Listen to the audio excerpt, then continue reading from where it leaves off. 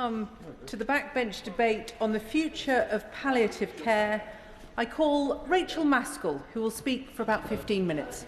Thank you, Madam Deputy Speaker. I beg to move the motion in my name on the order paper. I am grateful to you and the Backbench Business Committee for granting today's debate on the future of palliative care. While applied for last summer, it could not be more timely as government considers the modern service framework. Dame Cicely Sanders said, "How people dies remains in the memory of those who live on."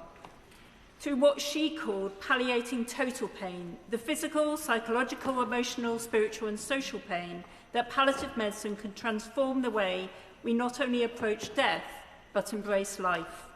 Her legacy has driven palliative medicine since, with dedicated teams to deliver care, as was described to me in York, as not knowing that such outstanding care was even possible.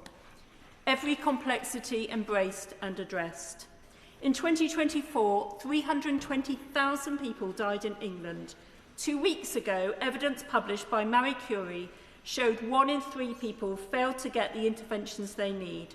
Over 100,000 people, despite requiring specialist palliative care, received none. Demand is rising and will grow by 42% in a decade. Where you die, what day or what time determines the care you receive. 42% of all deaths occur in hospital, 28% at home, 21% in care homes, 5% in hospices and 4% in other settings like prisons. According to Sue Ryder, just 50% die at a place of their choosing. I've had the sheer privilege of working with leading academics and clinicians, health leaders, international experts, charities and people with lived experience in establishing the Independent Commission on Palliative and End-of-Life Care with Baroness Finlay, chaired by Professor Sir Mike Richards. We sought solutions to establish equitable access to high-quality palliative and specialist palliative care, and I am beyond grateful. I've been inspired and I have learnt much.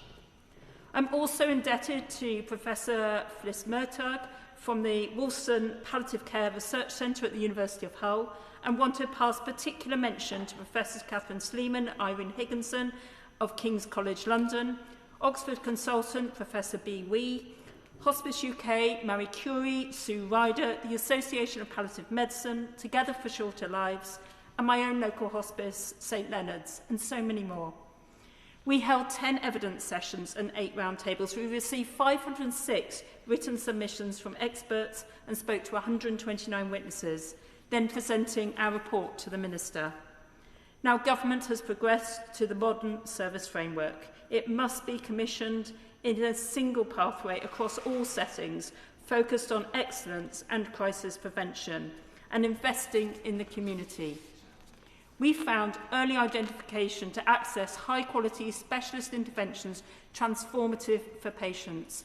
At the point of terminal diagnosis or increasing frailty, a serious illness conversation, as Professor Sir Chris Whitty recommended, undertaken by well-trained clinicians, inject an honest understanding to ensure the best patient-centred care while capturing the patient's wider social needs, priorities and goals. It facilitates good clinical planning, co-produced and personal. Optimal care is supported with palliative medicine.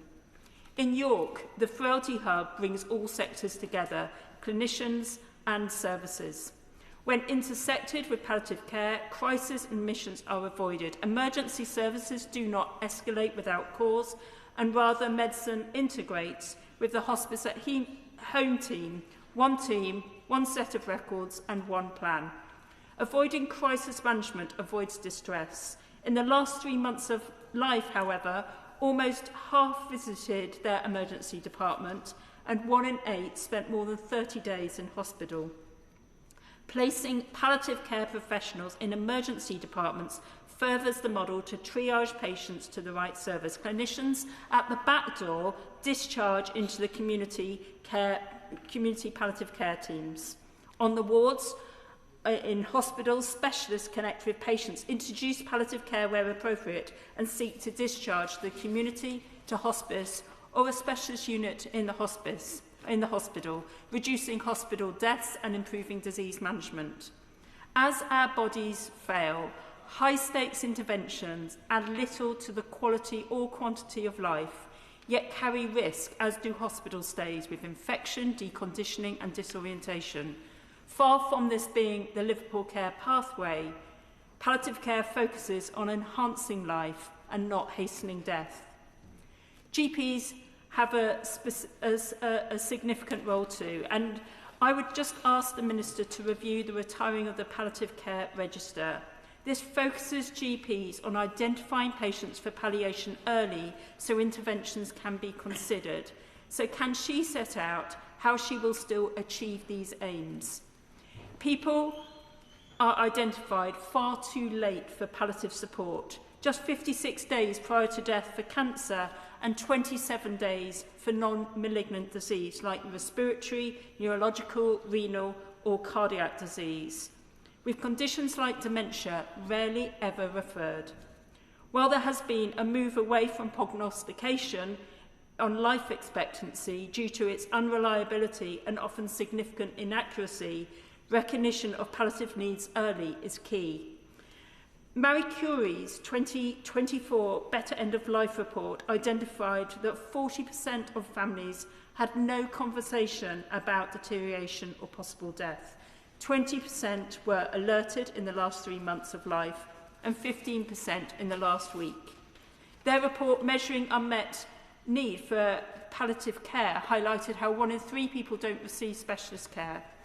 Their post-bereavement survey in 2024 showed a doubling of unmet need compared to 2015, when the ONS Voices survey, which should be reintroduced as again a post-bereavement survey, there they highlighted higher demand and poorer access. Further, we know that those from low socioeconomic and ethnic minoritized communities are significantly disadvantaged with late identification and poor palliative care access. Without agency and advocacy, outcomes are worse. Likewise, with physical and intellectual disabilities, such injustices demand change. Variation exists across ICBs too. Hospice UK's FOI showed spend ranged from just 23p per person to £10.33. The National Audit Office shows the inequity too, with 1 hospice per 2,900 patients to 1 per 54,300, yet provision is mandated by the Health and Care Act 2022. At night and over weekends, 75% of our time, the availability of advice and interventions available to relieve distress, difficulties and discomfort is also inconsistent when 24/7 services are needed. By day, a single point of contact essential, as the Association of Palliative Medicine has really impressed upon me. Specialist palliative care from highly trained professionals must be commissioned to manage complex pain and symptoms through effective drug titration and interventions like palliative radiotherapy, nerve blocks and neuromodulation, often never available. The Commission advised for rapid escalation of complex cases too to specialists to improve outcomes across all settings. Psychological support is pivotal, yet only 19% of hospices can access clinical psychology. Early assessments can palliate depression and anxiety and their consequences. And with young people with life-limiting and life-threatening illnesses, they must also have equal access to care. Paediatric palliative care differs from adults, but it is as ambitious in driving excellence. Tailored, age-appropriate care is needed, and expert parents need recognition for their advocacy too. I particularly note the concerns over transition into adult services. Special attention is needed to get this right. Turning to training, family carers provide £28.7 billion worth of care annually. They need training and support to be listened to, and above all, space to love, be and spend time. In addition to training and accreditation of the whole palliative health and social care workforce in domiciliary and residential settings, hospices and hospitals, we need a workforce plan for the whole pathway. All undergraduate programmes must have palliative care content too. Specialist training to support GPs aspiring to consultant status needs dual accreditation in place. And the Commission heard how overseas trained staff need specific orientation to palliative medicine as each jurisdiction approaches death differently. Across the whole service, we need high standards and united objectives. In 2024, the cost of someone dying in England was £24,222, totalling £12.8 billion. 78% of this was spent in hospital settings, contrasted with just £1,017 spent on specialist palliative provision and £862 on community nursing. Research published today shows specialist palliative care delivered at home can save the NHS £7,908 per patient, while in hospital £6,480. This would save around 1.5 million bed days, or £817 million. Funding for hospice provision can no longer depend on bake sales and parachute jumps for essential healthcare. 2 in 5 hospices are currently making cuts, and 308 beds have been lost in a year, according to Hospice UK. Staff reductions and redundancies have occurred. Paediatric palliative care faces a £310 million shortfall. There has been an over-reliance on charitable funding, which is inherently inequitable. Of course. I thank the Honourable Member for giving way when she's making such a powerful speech. I would just like to draw attention to the hospice in my constituency of East Walton, Princess Alice Hospice, that received 20% of its funding from government, and then the rest of it through selling morning jumpers. Most constituents aren't aware of this, but they say they can only provide for a quarter of the provision that is needed in East Walton because of the state of their funding. So would the Honourable Member agree with me that that situation needs to change, not least if we are going to make this equitable for everybody in our society? Yeah. The Honourable Member makes such a powerful case because this is talking about essential medicine, and we wouldn't do this to any other field of medicine, yet we are dependent on charities who do phenomenal work to fund essential healthcare, so of course we need to ensure that we properly fund that, and I'm going to come on to a few suggestions around that. While I recognise the dedication of my own hospice, St Leonard's Hospice, and the whole community around that in York, both generous and caring, it receives less than 24% NHS funding, this year getting just a 2% uplift from the ICB. My issue is this. So to invest in equipping and staffing in the community, building capacity to meet need, funding will be needed. Already there is a significant shortfall. Without this, then transition will slow and the model fail. The sector agrees. The ICBs have no transition funding, and without a health transformation fund, how will the Minister be able to deliver proper care for everyone? Second, if patients are moving into domiciliary or hospice settings, then funding should follow. Clinical staff, pharma, capital costs, utilities and other essential costs should therefore be covered by the NHS, since patients are now transferred from secondary care into the community. The modern service framework is due for publication in a matter of months, with implementation in April 2027. It requires a strong framework of accountability and governance. It would be helpful for the Minister to set out how the MSF will be evaluated and outcomes measured. And finally, bereavement. Of course I will, yeah. I thank the Honourable Lady for giving way and congratulate her on the work that she's done in this. In talking about funding, I have 2 hospices that serve my constituency, Lindsay Lodge in Scunthorpe and St Andrews in Grimsby, and the funding percentage that they get through the NHS as opposed to charity varies dramatically. would she agree that at the very least we need to regularise the proportion of funding that they get through the government? The honourable member is absolutely right. We know how much palliative care and specialist palliative care costs, and that needs to be built into the commissioning process at a population level so that we see the equity brought, and many constituents, and I'm sure in his own constituency, will see certain demographics of his community excluded from being able to access that specialist care. So we need to drive the model, and if we don't have the funding there, don't have the resources, don't have the staffing, it will be very difficult to deliver the comprehensive service which everybody deserves at the end of life, should their care need palliating. Would the Honourable Lady give way? Of course.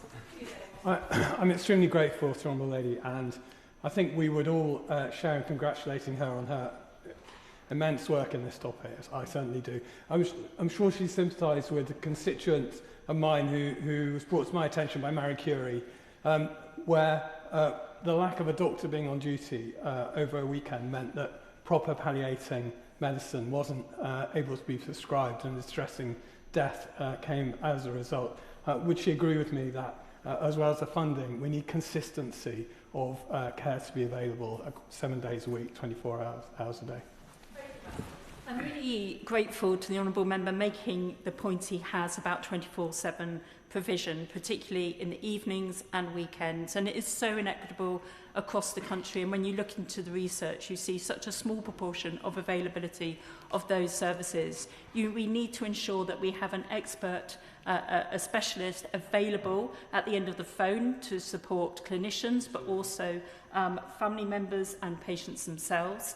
But also we need to make sure we've got the workforce who can come out then and deliver, for instance, changing the medication that somebody's on or escalating their care. So it's absolutely crucial that this isn't a 9 to 5 service, but a 24/7 service. Finally, Madam Deputy Speaker, I just want to mention bereavement. Bereavement support varies, often unfunded, if at all. Grief costs the economy £23 billion a year, but individuals far more. It can be complex and have profound impact, especially with children. Commissioning appropriate bereavement support is vital, including counselling and, for some, social prescribing. In conclusion, palliative care affirms life and regards death as a normal process. It neither hastens nor postpones death, but to date it has been so inequitable. This debate must be a catalyst to provide outstanding care. Our ambition must go beyond the modern service framework. Our duty is to secure excellence in life until the final breath is taken. The question is, as on the order paper, I think if members were to confine themselves to 5 or 6 minutes, we will get everybody in, but I didn't intend to put a formal time limit on yet. Dr. Julian Lewis. Thank you, Madam Deputy Speaker, and I begin by congratulating most warmly the Honourable Lady for York Central on her exemplary record in campaigning for better palliative care. I will address just one segment of her panoramic presentation, namely the work done by the charity that she briefly mentioned, Together for Short Lives. They provided me with a very detailed briefing, and I apologise in advance if I make some points that others who may have had the same briefing are anticipating making.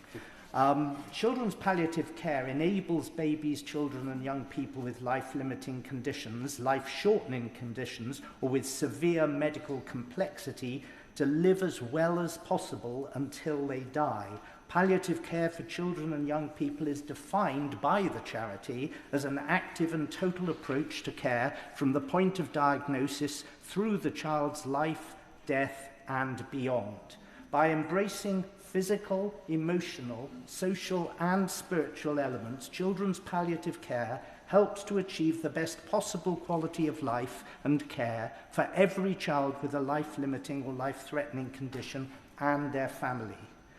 Giving families an opportunity to set out what they need and want is key to this approach. Children's palliative care is holistic and is provided by a network of services in hospitals, homes and children's hospices by the NHS and the voluntary sector, including children's hospices. These services should be planned, funded and provided in a way which enables children and families to access them when and where they need them. Now, the key problem is the one I'm about to set out. In England, integrated care boards have a legal duty to commission palliative care for children, young people and adults that it considers necessary. Across England and the wider UK, there is huge variation in the extent to which palliative and end-of-life care for seriously ill children and young people is being formally planned, funded and provided in ways that meet national and regional standards.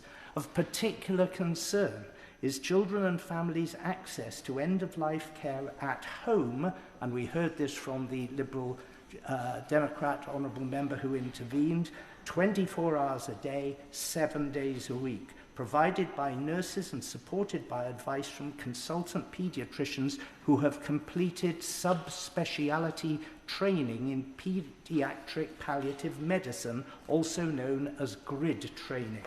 Despite some improvements, Freedom of Information requests published in March last year revealed that less than a fifth of integrated care boards currently commission these services on a formal basis. Meanwhile, over a third are still failing to meet this established national standard, and as a result, many families feel abandoned by a complex system which should support them to provide care once their child is diagnosed. Now, I have been asked by the charity to raise a number of questions, a rather large number of them, that I'm going to cut down, if I manage to squeeze them into, just 6. But the charity does stress the fact that the government's decision to allocate up to £80 million in ring-fenced NHS funding for children's hospices in England over the next 3 years is very welcome, but many challenges do remain. These are the 6 questions that I have picked out of more than a dozen and a half that I was presented with. First, will the Minister confirm that the modern service framework, which we heard from the Honourable Lady for York Central about, that the modern service framework for palliative and end-of-life care will explicitly acknowledge the difference between adult and children's palliative care and ensure seriously ill children's needs are not overlooked? Second, can the Minister confirm that the framework will also take a holistic approach and address the wide-ranging needs of seriously ill children and their families, including medical, emotional, social, psychological and practical needs? Third, will the Minister commit to using the upcoming 10-year workforce plan to examine how the existing children's palliative care workforce can be used as equitably as possible, organising services into NHS-commissioned children's palliative care operational delivery networks, such as I gather are currently used in neonatal care services, in order to help achieve this? Fourth, can the Minister commit to increasing investment in specialist paediatric palliative medicine training by £2.4 million annually to address the funding gap identified by the charity Together for Short Lives?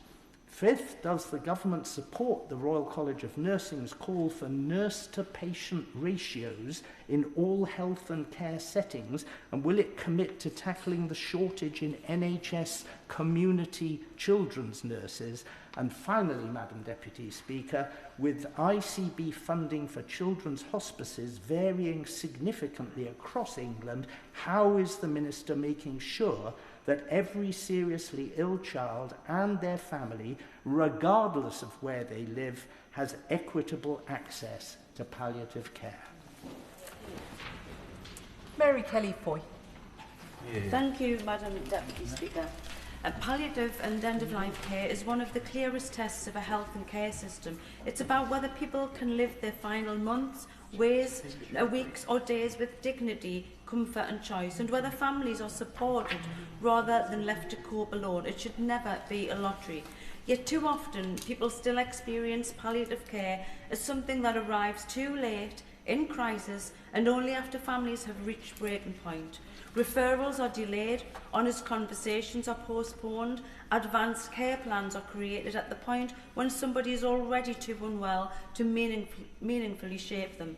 Families describe repeating the same story to multiple professionals, not knowing who to call at 10 p.m. on a Sunday evening and watching distress escalate because there's no rapid response available.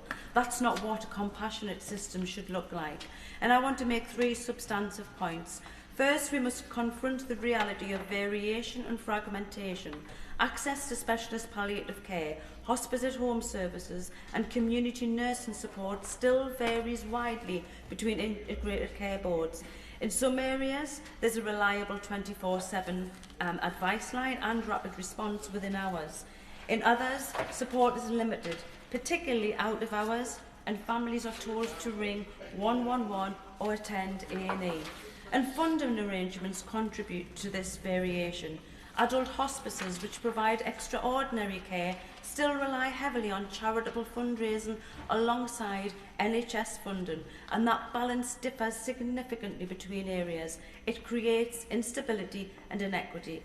Hospices such as St Cuthbert's Hospice in Durham do remarkable work supporting patients and families across our community, but like many hospices, they remain heavily dependent on charitable fundraising.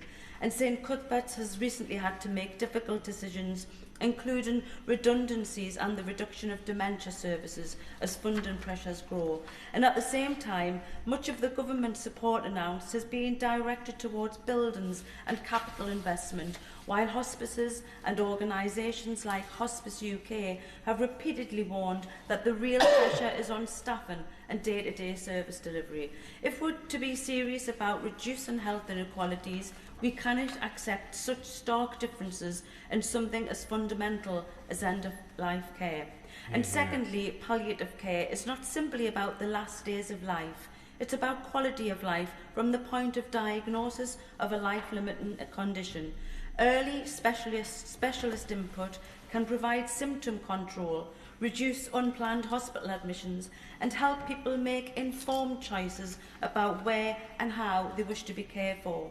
And that's why I welcome the emphasis in the NHS 10-year plan on shifting care away from hospitals and into the community, because for many people facing serious illness, the most compassionate and effective care is delivered at home or close to home, supported by community teams. And thirdly, there are practical steps government can and should take. We need a clear, fully articulated national strategy for palliative and end-of-life care with measurable standards and transparent reporting. Every area should be required to demonstrate that it provides equitable access to specialist advice, rapid response and coordinated care planning, so that the ambitions set out in the 10-year plan to strengthen community-based care are genuinely realised for people at the end of life as well. And we should move towards a model in which every part of the country has guaranteed 24/7 access to specialist palliative care advice, backed by community capacity to respond quickly when symptoms escalate. And workforce is central. Generalist staff in primary care, acute hospitals, community services and social care must feel confident recognising when someone is deteriorating, managing pain and other distressing symptoms, and initiating compassionate conversations. That requires investment and training and protected time, not simply guidance on paper. And we also must recognise that hospice and social care services rely on contributions of migrant workers, and recent changes to visa rules and the rights to remain is making recruitment and retention even more difficult at a time when these services are already under immense pressure. And we mustn't forget, as the Honourable Gentleman said opposite, that the strain on hospice care for children. Provision in this area remains uneven and the stakes are extraordinarily high. Recent campaigning around Hughes Law has also highlighted the importance of ensuring families caring for seriously ill children are properly supported and not left navigating complicated systems while dealing with unimaginable circumstances. And Madam Deputy Speaker, debates around assisted dying are now taking place in this Parliament, and I'm clear in my opposition to that proposal. I believe that the foundation of a compassionate society must be strong, universal access to high-quality palliative care and end-of-life care. When people are properly supported, when pain is managed, when families are helped, and when the highest standard of care is available close to home, the fear and desperation that often drive these debates are significantly reduced. And if assisted dying were to become available on the NHS, it would raise important questions already being asked by professionals in palliative care and across the health system about our priorities for health care. Access to compassionate, properly resourced end-of-life care should never become the secondary option. So, can I ask the Minister to set out how government will reduce the postcode variation, strengthen community and out-of-hours provision, provide stable funding frameworks, particularly for hospices, and ensure workforce development is prioritised. Because this is not an abstract policy area. It's about whether, at the most vulnerable point in someone's life, the system is fragmented and reactive, or calm, coordinated and compassionate. We owe it to patients and their families to get this right. Hear, hear. Marie Rimmer. Thank you, Madam Deputy Speaker. I would like to thank my friend, the Honourable Member for York Central, for securing this vital debate today. Her knowledge and understanding and compassion for people is just outstanding. It just cannot be matched. Most people, when they are seriously ill, want to be at home, want to be surrounded by the people that love them and that they love. I know this very personally from my own family's experience. When my mother was dying, we were told she had only a short time to live. She lived another 22 days. And during those 22 days, her hand was never left unheld by one of her children. Not once was she left alone. We laughed, we talked, and we were able to be there with her. That experience stayed with me and all my family, and we treasure it. But not everyone has that support. Some people reach the end of their lives alone, and we have a duty as a society to care for them too. This is one of the reasons I later helped in the work to establish Willowbrook Hospice in St Helens. Like many hospices, Willowbrook was created by the community itself. It was founded in 1993 by people like me who believe that families in our area deserve the same compassionate end-of-life care as anywhere else. Today, it is a wonderful place with beautiful surroundings and gardens and care that focuses on comfort, dignity and compassion and care for the family and friends. It is rated outstanding by the Cheshire and Merseyside ICB and provides short-term inpatient care for people with complex need, alongside outreach, outpatients, therapy and education services. Since opening its doors, it has supported more than 10,000 patients and now receives over 1,000 referrals each year. Hospices exist to care for the individual person and the families even. They give people a choice about where and how they spend the final part of their lives. They allow people to be treated not simply as patients, but as people, surrounded by family and friends, supported with compassion and dignity, and cared for in a way that recognises the humanity of those at the end of life. But the reality is that hospices, as charities, are under enormous financial pressure. At Willowbrook, around 30% of funding comes from the ICB. The remaining 70% must be raised locally. This comes from 10 charity shops in St Helens and Knowsley, from donations and from the occasional legacy gift, and of course the sponsored walk. It costs £3.8 million each year just to run the inpatient unit alone. In communities that is not particularly affluent, raising that level of funding year after year is incredibly challenging. The hospice is currently facing a large deficit. If this pattern continues, it could be forced to close within 5 years. The annual increase from the ICB is 2.2 last year, 2.3 this year, but it's dependent upon efficiency savings. If it does not keep pace with inflation and are confirmed to the hospices very late, partway through the year, forcing the hospice to set its budget without certainty. In truth, it's operating on a knife edge. The solution must be fairer funding. A patient who is medically fit for discharge, but where there is no care package at home available, there's no criteria to reside. The hospital is there for patients receiving treatment. It's like there is no place here. And there, you really are. And not many people know this. It's only when you get to that stage. There's no ready solution for people at the end of their lives if they're not receiving treatment in hospital and they've no home. So although we need the funding for this Willowbrook and NHS nursing pay awards, they're not met. Yes. Staff and the NHS employees who can offer higher salaries, yet it's delivering NHS commissioned care. Funding must reflect that reality and should pay NHS rates for hospice staff. But we also need a wider reform. The government really must get down to facing our end-of-life crisis. It isn't good enough to finance the existing hospices, although such finance is needed. But a holistic infrastructure is needed to be developed. Hospices are only established where individuals have developed them. They're not equal everywhere. This means we need a clear national strategy for the end-of-life and palliative care, including a national service framework.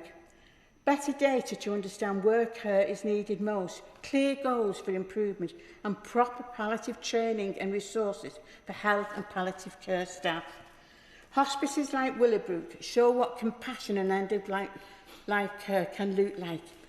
Many people want that at home and can be provided at home, I know. But without sustainable funding and coherent national approach, services like this cannot continue to do the extraordinary work that so many families depend on, and the staff in British homes, hospices provide as well. Thank you. Yeah. Ben Coleman. Thank you very much, Madam Deputy Speaker, and I'm very grateful to my honourable friend, the member for York Central, for calling this an absolutely vital debate. As my honourable friend for New Forest East did, I would like to talk about children. And I would like to start with Amy. Amy had Cockayne syndrome. That's a severe, fatal, multi-organ genetic disease. And she lived with it for 28 years. And for much of that time, her family felt utterly lost. They were navigating a health system that simply didn't know how to help them. What changed everything for her was a specialist NHS clinical service. When she got a coordinated team who understood her condition, who knew her, they became a genuine lifeline. And I met Amy's wonderful mother Jane and sister Louise this Monday at a rare disease day at St Thomas's Hospital, just across from here. And I must give my thanks to Dr. Sheila Mohammed and the Rare Diseases UK team, including Dr. Bob Sarkney, for a truly inspiring visit. And Jane told me when I met her that if this specialist service had existed for Amy when she was diagnosed at the age of 14, so much would have been different, so much would have been easier. So Amy's condition was rare, but her experience wasn't. There are 99,000 children in this country right now. There are babies and toddlers, teenagers who are living with life-limiting or life-threatening conditions. And their families are navigating the same fear, the same confusion, the same desperate need for someone to show up and know what to do. But too often, what they need just isn't there. Now, we've been talking recently in this House about the new government's very welcome SEND strategy, and that promises to end the battles that disabled children and their parents face to get the support they need. That's exactly right. But it must apply equally to palliative care. So what does that support look like? And already that's been touched on by by the honourable member opposite. Children's palliative care, it's not just about death or bereavement. It runs from diagnosis to the end of life, sometimes from birth to early adulthood and beyond, and also, yes, into bereavement. But it's not about giving up. It's about making sure that however long a child has, and it may be many years, they can live their life and their families can live their lives as well as possible. And the Rare Diseases Centre at St Thomas's showed me what is possible when you get this right. Now, they call their multidisciplinary clinic a carousel. It's a nice phrase. Patients, it means, see every specialist they need in one appointment, rather than having to travel across the country, trailing from hospital to hospital over months. That's great when it exists, but the problem is that children's palliative care, as has been touched on, children's palliative care is planned, funded and provided inconsistently across the country.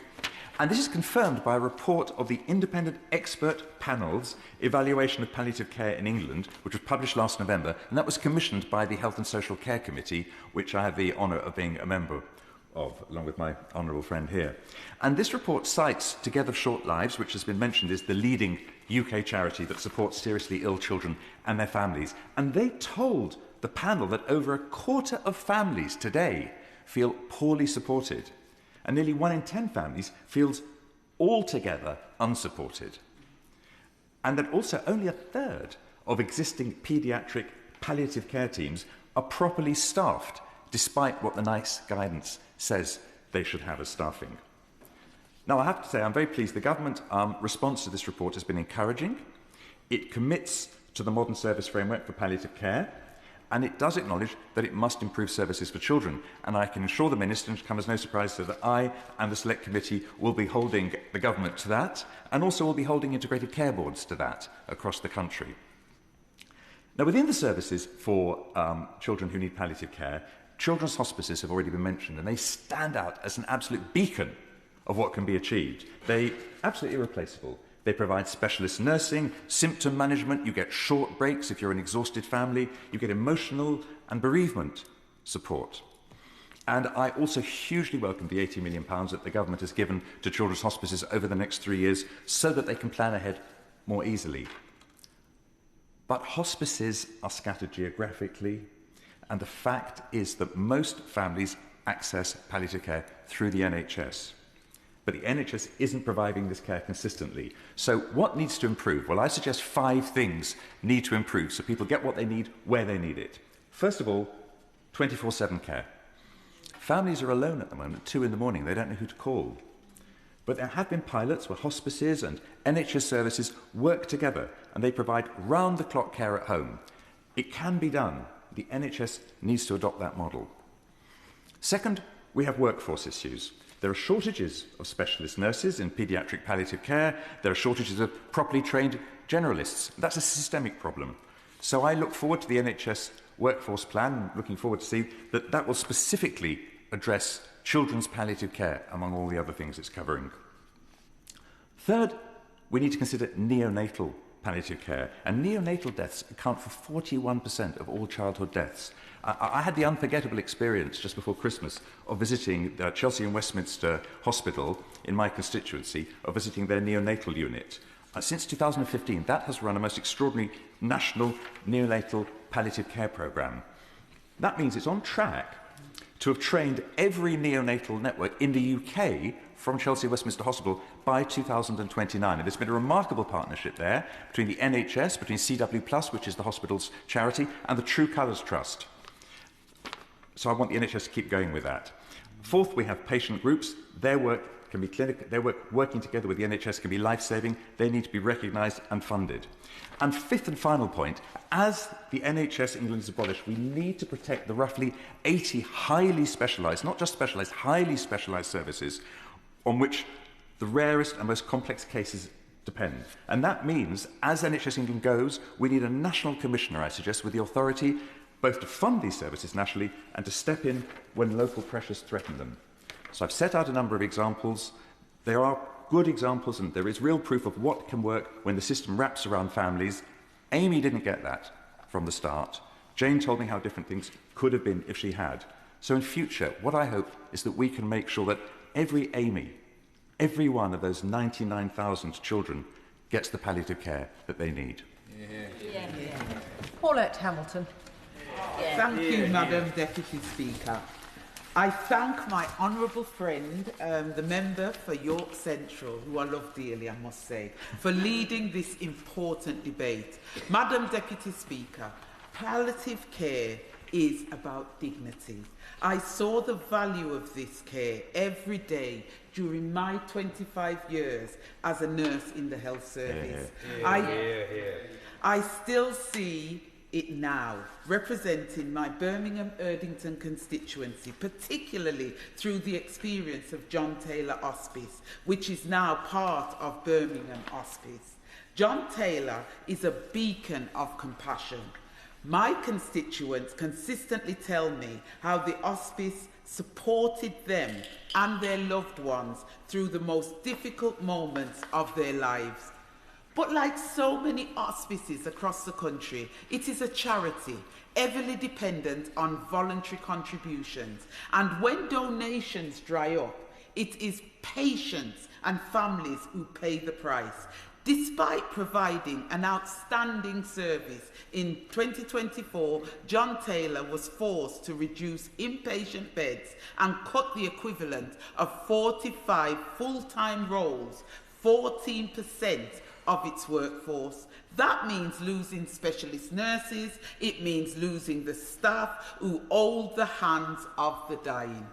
That is the human cost of financial uncertainty.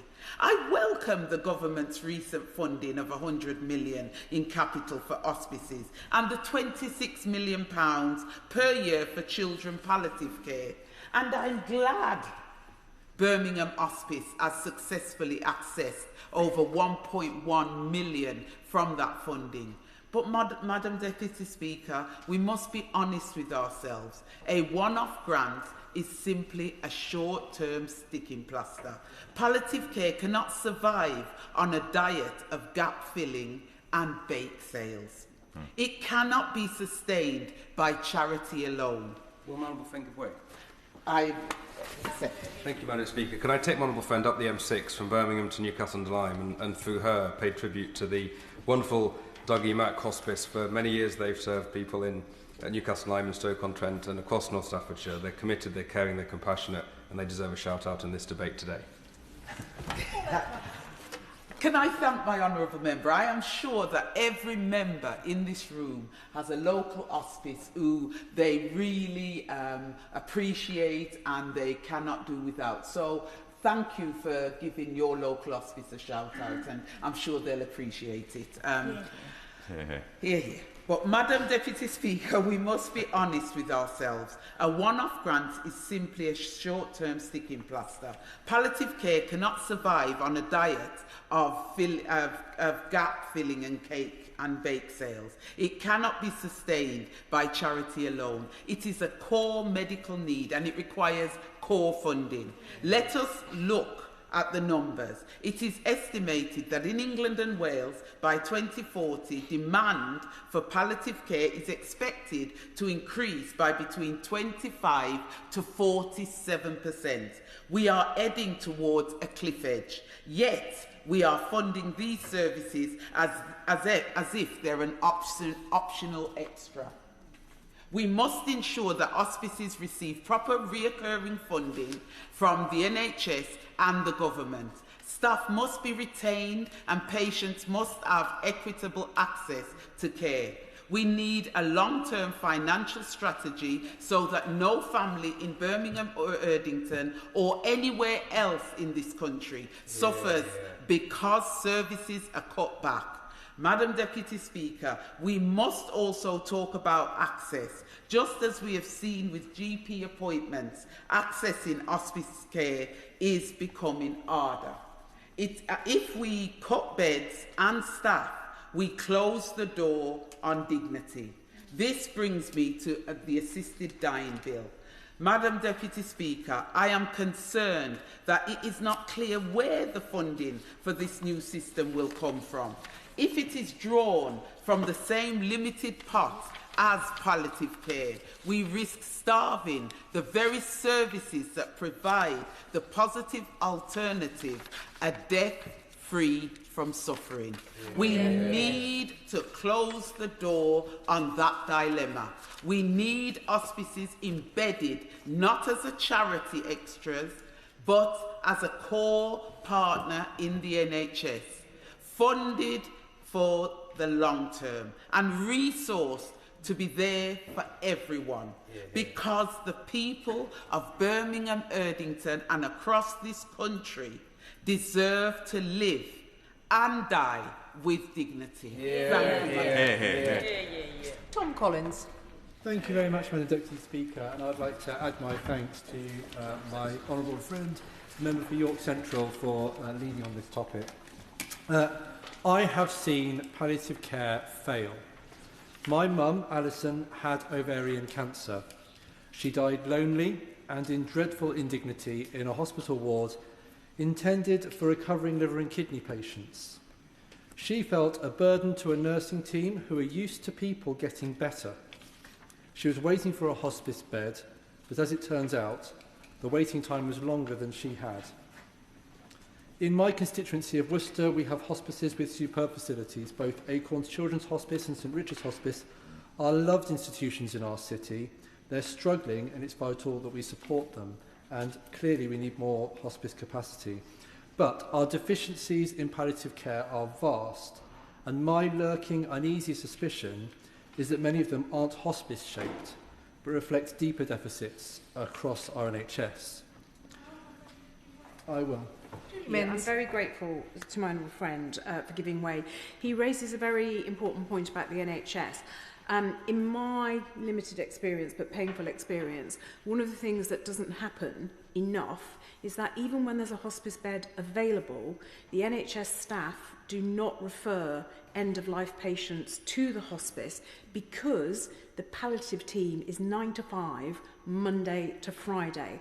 Does he agree with me that we have to get to a point where that palliative support in our NHS is available 24/7 so that those referrals can take place? Tom Collins. Yeah, I thank my honourable friend for that point, and she's entirely right. We need far better integration across those services, and I was heartbroken to see that that the palliative care that my mother was receiving seemed to have been outsourced to charities and wasn't being provided by the NHS at all. And that specialist care ought to be something that's native to our NHS. I was recently talking to a couple of GPs in Worcester. Now, speaking with them is a refreshing change. Well, their work is in diagnosing and treating illness and to a good extent preventing it and promoting healthy lives. For them, palliative care is not an exception, it's Monday. With an ageing population, end-of-life care is really an emerging flavour in medical care. Bodies do not last forever, and the balance of benefits of treatment versus the very human costs in pain, inconvenience and indignity start to change. Medics dealing with palliative care understand that our bodies are intermingled complex systems, and that our bodies are one part of what we are, complex intermingled physical, psychological, social and spiritual beings with rich tapestries of relationships, values, perspectives and experiences. See the problem, name the problem, fix the problem, just doesn't cut it as an approach. You treat the whole person, or you risk mistreating them. Sadly, our urgent and acute systems of diagnosis and treatment are simply not designed for this approach. Palliative care is, by and large, out of mind and out of scope. Care is siloed into specialties. Patients become units of flow. Relationships are substituted out for transactions. This is reflected in the stories I hear from constituents in Worcester. Stories from people with multiple complex conditions who are locked in the flip-flop between specialisms, where alternately one gets managed well and the other slips into neglect. Stories of people who feel unheard, unvalued and anonymously shipped to different hospitals in different areas under different trusts. Or stories of people who, when their wellness takes a dip, do everything they can to avoid calling an ambulance and the inevitable prodding, poking and long cold night in A&E corridors that inevitably follows. This has to change. Addressing our gaps in palliative care demands a fundamental shift in the way our NHS thinks and works. There will be a place for the cut-and-shut quick surgical procedure here and there, a course of antibiotics, or a cast, sling and a suggestion not to do it again. But the primary role of healthcare needs to be one that sees the human being and works in relationship for their well-being. In fact, best practice in palliative care is often remarkably similar to treatment for recovery, setting small, achievable goals and working with patients to fulfil them. An NHS informed by this approach would most likely be more effective across the board. With that foundation, the opportunities for a better, more holistic and properly resourced approach to palliative care can start to open up. Madam Deputy Speaker, I'd like to touch on the topic of assisted dying. I've found that a difficult debate to navigate, largely for the reasons I've discussed. The overwhelming message I've heard from medics and professionals is that we need to improve the way we navigate the end of life as things stand today, break the taboo of death, and develop care that meets the practical, physical, psychological, spiritual and social needs of parents and their families, and make this available to all. As we do this, treatments that shorten but enhance life will undoubtedly play a role, but they must sit at the apex of well-developed practice in end-of-life care that we don't yet have. This should be a major and urgent priority for us, not least because a drive towards excellent palliative care can only improve our systems and approaches overall. Dealing better with complex needs, putting patients' perspectives at the centre of system design, and plugging gaps so that patients are no longer able to fall through them. By taking proper ownership of palliative care, we can end experiences like my mum's. And in doing so, we will also make a better NHS. Mary Glindon. Thank you, Madam Deputy Speaker, and I'm very sorry to hear about my honourable friend's mother. I think that it demonstrates that this is a topic of deep personal importance to me, to many of us here in the chamber, as well as many of our constituents. But it took a private member's bill on assisted dying to bring the debate on palliative care into the foreground. And whilst I'm relieved it's now getting more attention it deserves, this has been needed for far too long. And I want to take this opportunity to commend in the strongest possible terms my honourable friend, the member for York Central. She rose to that necessity and convened the brightest minds in their respective fields to think about how palliative care could be different. Thank you. Yeah. It's a necessity that is not... That it's a necessity isn't an overstatement. And as my honourable friend said, the new research commissioned by Marie Curie shows that almost 1 in 3 dying people have unaddressed symptoms and concerns and limited or no access to GP services. This is a system in crisis where demand for specialist palliative care is set to increase significantly. People in the UK are living longer lives with complex needs, and this is a mounting pressure on services which are already patchy and under strain. According to a widely cited study published in BMC Medicine, by 2040 the demand for specialist palliative care services could increase by 42%. For those who access specialist palliative care, a referral can be an incredibly daunting experience. People are forced to stare their life-limiting illness directly in the face. Patients often take each day as it comes, and before they know it, they face forms and terminology they have never encountered before. I welcome the Government's commitment to develop a palliative care and end-of-life care modern service framework. This will be the first such national plan in 2 decades. As part of this strategy, I hope the Minister will look closely at the practical support provided to patients and families as they navigate referral. It can be a minefield, and people must feel confident that their care plan is right for them. I hope the Government will seize the opportunities of the forthcoming NHS workforce plan. The sharp rise in demand which lies ahead of us must be met by a resilient and comprehensive workforce.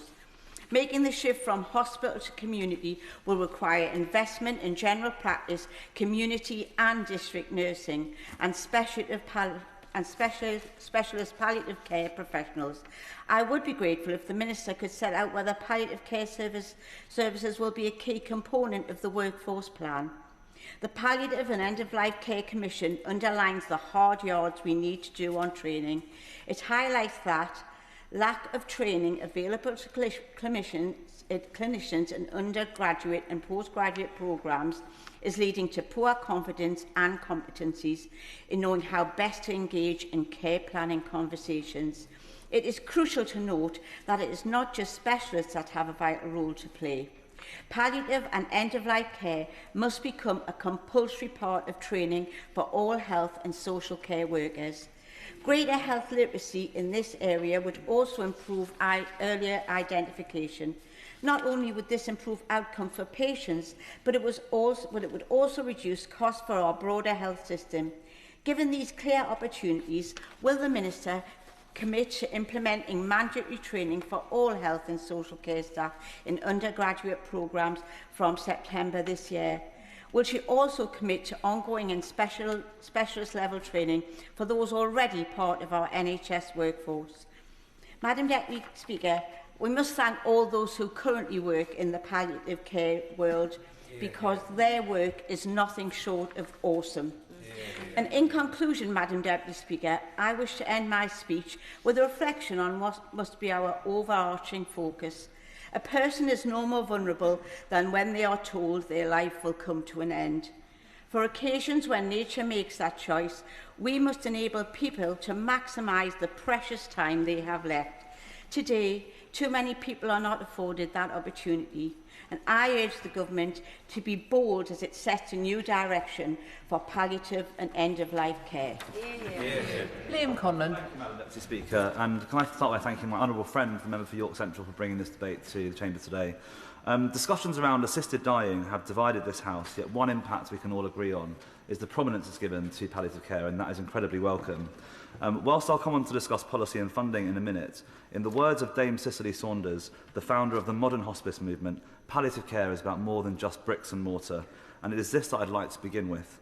Many of the benefits of proper palliative care and hospice support are not easily quantified and certainly can't be captured on a balance sheet. At St Christopher's Hospice in my constituency, established by Dame Cicely, there is a real focus on living fully until the end of life, as well as for allowing time for spiritual reflection and reconciliation at the end of life. St Christopher's was the first modern hospice in the world to combine medical care, research and teaching for end-of-life patients. Every family in Beckenham and Penge has been touched by St Christopher's Hospice, and speaking to them about the care their loved ones have received, you truly begin to understand the meaning of holistic care. In one example, patients are given access to a specialist adapted gym and physiotherapist where the focus is on retaining practical movements to maximise quality of life. In another, St Christopher's invites outpatients into the hospice for art classes and therapies, providing them with community and enjoyment, but also ensuring that the hospice is a familiar and safe place, meaning a more comfortable experience should they become an inpatient at the hospice at some point in the future. And this care extends beyond patients and to the families themselves. St Christopher's offers bereavement support for families after a death, as well as encouraging conversations towards the end of life, which facilitate reconciliation, honesty and peace. And you see it in the impact and enthusiasm of our community in supporting St Christopher's Hospice through various fundraising events throughout the year. It is so important that these benefits, as well as the savings that hospices can generate for the NHS, are recognised by the government. But we know that recognition alone is not enough. The number of people with palliative care needs is projected to rise significantly over the next 25 years, putting more pressure on a system already squeezed. By 2048, Marie Curie estimates that the number of people with palliative care needs will be 25% higher than what it was in 2023. We also have a postcode lottery for palliative care in this country. Because the hospice movement grew organically over the decades, locations were not planned to provide even access. Where a person lives should never determine the dignity of their death or access to the support I laid out earlier. Even in one place, significant disparities exist between groups too. The barriers to accessing care are unacceptably high for ethnic minority communities and those living in poverty. A lack of culturally tailored care, language barriers, and a historical disconnect between some communities and traditional hospice services mean that many families carry the burden of end-of-life care entirely alone, unaware of the holistic support they are entitled to. We need providers and the government to begin to address this. And I'm glad the government have begun to relieve some of these problems. For example, through last year's announcement of record funding, a £100 million boost for adult and children's hospices, including £1.6 million for St Christopher's, the biggest investment into end-of-life care in a generation. It has enabled and supported the construction of Nuffield Ward at St Christopher's, which is the first of 3 wards to be refurbished. And I was incredibly proud to visit the hospice in December, along with the Health Secretary, to officially open the ward. Going forward, I would like to ask the government to continue in the spirit of this recent success. As Steve Smith, the Chief Executive of St Christopher's, said, following the latest funding announcement, whilst this investment is deeply appreciated and has already helped modernise facilities, it cannot stand on its own. We must ensure the long-term sustainability of our hospice sector. I therefore fully welcome the news that the government is developing a palliative care and end-of-life care modern service framework for England, and unbelievably, this will be the first national plan for this vital care to be delivered since 2008. Speaking to friends at St Christopher's and Hospice UK, I know there is a real desire to engage with ministers to shape this vision, to meet the government's own ambitions in the 10-year health plan of shifting care out of hospitals and into the community. This framework must commit to a fairer, long-term funding model. I will do.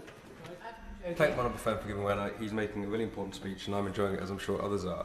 But he's just set out the challenges facing the palliative care system in our country. I wonder if he agrees with me that rather than proceeding with an assisted dying changes with bringing assisted dying in that would only make the challenges he set out worse, the resources, the effort, the time of civil servants, the NHS and all of us should be focused on getting a palliative care system fit for the 21st century rather than being a change from zero to hero. I do, and I agree. And I agree with him. And you know, having a postcode lottery does not offer people a real choice when it comes to palliative care either, and that's the point I made during that debate.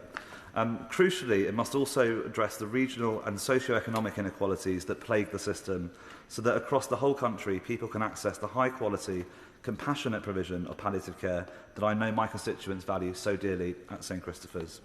And finally, let me finish by thanking all the trustees, the staff and volunteers at St Christopher's Hospice for caring for families with unrivalled professionalism, dedication and empathy. Dame Cicely said, "You matter because you are you, and you matter to the end of your life. We will do all we can not only to help you die peacefully, but also to live until you die." She would be incredibly proud of the staff and volunteers at St Christopher's Hospice today, whose work enables that to happen. Thank you. Brian Leishman. Good afternoon, Madam Deputy Speaker, and I'd like to start off by thanking my honourable friend from York Central for bringing this debate and for all the campaigning that she does. She's a force for getting palliative care the funding that it truly needs. Yeah. Laura and Keith Turner and their daughter Kate are at the heart of the community spirit that makes Sauchie such a special place. The Turners shared the story of their son, Kate's younger brother Callum, who was just 16 when diagnosed with Burkitt lymphoma. No family should face what the Turners did with Callum's illness. When the Turners were told that no more could be done, Callum made the decision that he wanted to pass away somewhere familiar at home. The family did everything they could to make Callum's final days comfortable and as peaceful as possible. But the Turners experienced a system designed for adults. District nurses and adult hospice services, as dedicated as they are more equipped to care for elderly patients, not a 16-year-old boy. The sensitivity and understanding required for a young person at that stage of life is very different from that of someone in their later years. And while Callum had the bravery, attitude and confidence of an adult, he was still a child. Traumatically, the Turners waited more than 7 hours for morphine and were negatively judged for taking the decision to bring Callum home. But that changed when children's hospices across Scotland became involved. Chas nurses brought dignity and understanding. They listened. They treated Callum as a young person, not as a patient. And crucially, They allowed his family to stop being carers and simply be mum, dad and a loving sister in those precious final days. Families deserve a system which recognises that young people at the end of life are individuals with a very different set of unique needs. So, to the Government Minister, please listen to Callum's story and further invest in palliative care so other families don't find themselves in the same position as Laura, Keith and Kate did. There's not a pounds and pence figure in any budget that can be put on giving families the very best treatment and comfort possible at the time that they need it most. Hear, hear. Josh Newbury. Thank you, Madam Deputy Speaker. I'd like to start by paying tribute to my honourable friend, the member for York Central, for securing this debate, but more importantly, her work and advocacy on palliative care throughout her whole time in this House. Last August, I visited St Giles Hospice in Whittington, just over the border in the Lichfield constituency, a visit that I'm hugely grateful for. It's a hospice that is so well loved by my constituents, not least of all from the thousands of people who fundraise for them every year. We often judge our health services by how they treat illness, but the test of a good health service is also how it supports people when treatment is no longer the answer. The people I met at St Giles were doing extraordinary, skilled work. Their day-to-day is managing complex symptoms whilst at the same time turning to steady a husband or reassure a daughter. That balance of clinical excellence and guiding family and friends as their loved one's life nears its end showcases the immense skill that those nurses, doctors and support staff possess. At St Giles, I met their CEO, Eleanor Eustace, and saw the fruits of recent funding that they've had from the government and from the Francis and Eric Ford Charity Trust, which enabled them to create a new family lounge. That space gives people the chance to spend time with their loved ones away from their room, including cooking up a storm in the kitchen, nattering over a brew, or playing in the children's area, because heartbreakingly, St Giles is seeing more and more terminally ill people who have young children. But like all hospices, they face stark financial challenges. With only around a third of hospice funding coming from the NHS, the vast majority must be raised from donations, sponsorships and legacies. Whilst hospices fiercely defend their charitable mission and independence from the NHS, it's clear that they have a close relationship and always will, so public funding is critical. Having listened to hospices and the families who've relied on their world-class care, it's clear to me that the funding model for palliative care needs a major shake-up. In particular, the recognition of the costs that hospices face.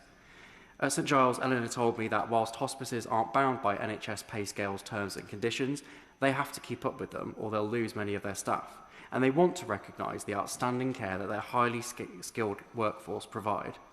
But the reality is the payments they get from the NHS often don't keep pace with increasing costs, squeezing them tighter and tighter year on year. I know this is the same story for many other hospices that serve my constituency, like Acorns and the Dougie Mac. A stark example of this pressure can be seen at St Giles, where a third of their beds are currently closed due to funding constraints, most definitely not because of a lack of demand or need. In previous years, this spare capacity has been given over to the NHS to help with winter pressures.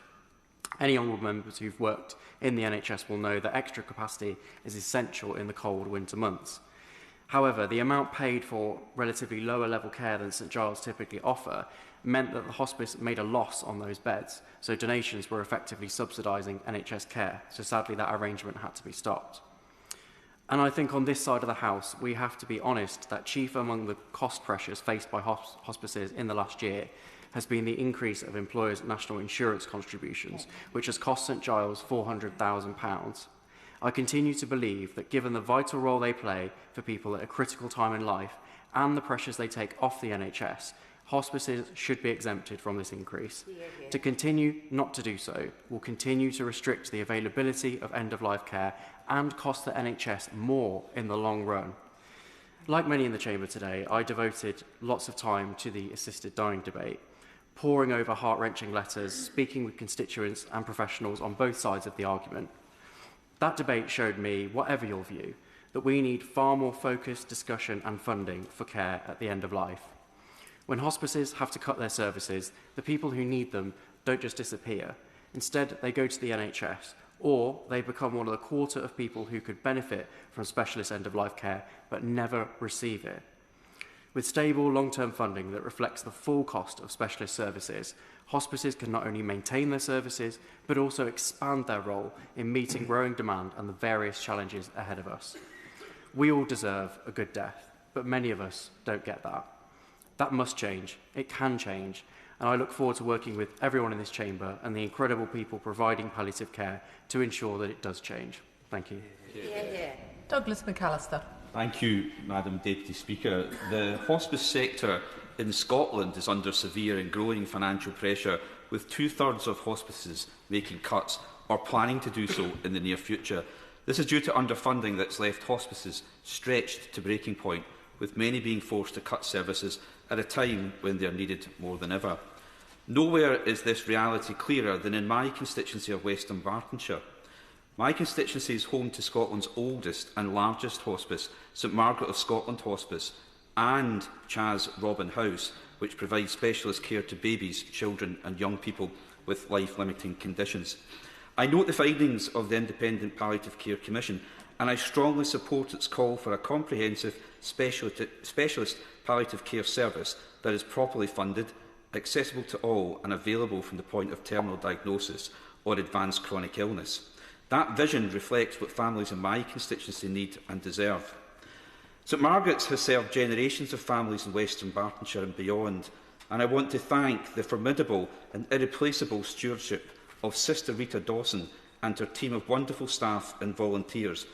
St Margaret's is currently undertaking a £6 million refurbishment project, and this work is almost complete, but there remains a funding shortfall. So far, all of the money has been raised through donations and fundraising efforts. Modernisation is urgently needed to ensure patients receive care in dignified, therapeutic surroundings fit for the 21st century, yet the hospice continues to face a funding gap. At the same time, Robin House provides extraordinary children's palliative care to families facing the unimaginable. Its services embody precisely what the Commission describes: holistic, speculative care that extends beyond the patient to the whole family, including bereavement support. But like adult hospices, it relies heavily on charitable income alongside statutory funding, and that does not always reflect the true cost of delivery. I understand that the findings of the Commission are related to England specifically as part of the Government's 10-year NHS plan. I welcome the fact that the UK Government has committed significant investment in hospice and palliative care services in England as part of our long-term health planning. That funding recognises that palliative care is an essential part of our healthcare system for those receiving end-of-life care and their families. But having spoken to representatives from hospices in West Dunbartonshire, it is clear that there has been very little indication of help which was promised under the Scottish Government's palliative care strategy announced last September. Hospices in my constituency are struggling. They deserve clarity and transparency on where this much-needed funding is. West Dunbartonshire has some of the highest levels of health inequality in Scotland. That makes equitable access to specialist palliative care even more critical. A postcode should not determine the quality of someone's final months, nor should hospices be left dependent on community fundraising to complete essential building works while additional public funding sits elsewhere, somewhere in devolved budgets. So I ask the Minister, given the capital and revenue investment announced for palliative care in England, has she held discussions with her Scottish counterpart to ensure that Barnett consequentials are properly reflected in Scotland's approach to hospice funding? In particular, will the Scottish Government set aside their Barnett share of the capital for hospice building improvement works announced by this UK Government, and will she commit to continuing engagement to ensure the vision set out by the Independent Palliative Care Commission is realised not just in one part of the United Kingdom, but across all of it? Thank you, Madam Deputy Speaker. Dr. Peter Prinsley.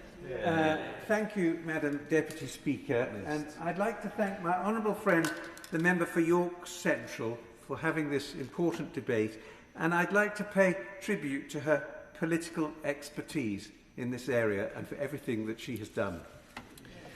Now, Dame Cicely Saunders, much quoted in this debate understood that medicine... Dame Cicely was the founder of the movement, of the hospice movement in this country. She understood that medicine is not only about curing illnesses, it's about the dignity and ensuring that people are supported compassionately at the most vulnerable moment of their lives. Yeah. And it was her work that transformed how we think about care at the end of the life. And today, hospices all over the country continue that legacy. And in my own work as an ear, nose and throat surgeon dealing with patients with advanced cancers in the head and neck, I am well aware of the importance of hospices.